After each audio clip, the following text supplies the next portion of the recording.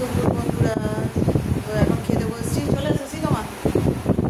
সীতমা আজকে Sunday drawing করতে গিয়েছিল, ড্রয়িং করে এসে একটু পড়াশোনা করলো, খেলাধুলা করলো, তারপরে স্নান করে এখন মোবাইল দেখছিল, কার্টুন।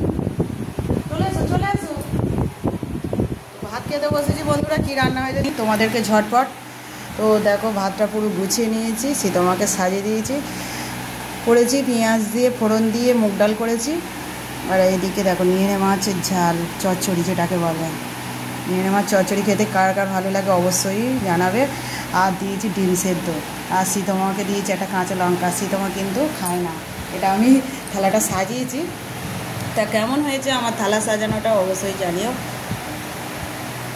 তোমাদের তো দেখিয়ে দিলাম আজকে আমাদের কী রান্না হয়েছে তোমাদের মেনু কার্ডে। চলো খেয়ে নিই ঝটপট বন্ধুরা।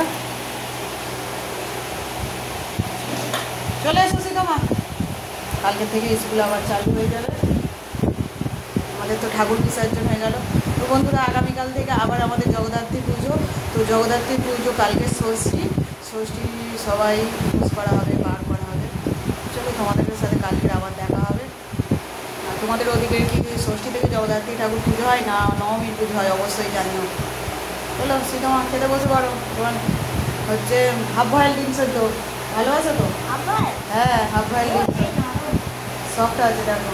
সীতমা একদম হাফ বয়েল ডিম সেদ্ধ খেতে ভালোবাসে। একদম ভেতরে যে এটা থাকে হলুদ কুসুমটা থাকে, সেটা যদি জল জল থাকে তো আরও ওর নাকি ফেভারিট হয়ে থাকে, ফেভারিট।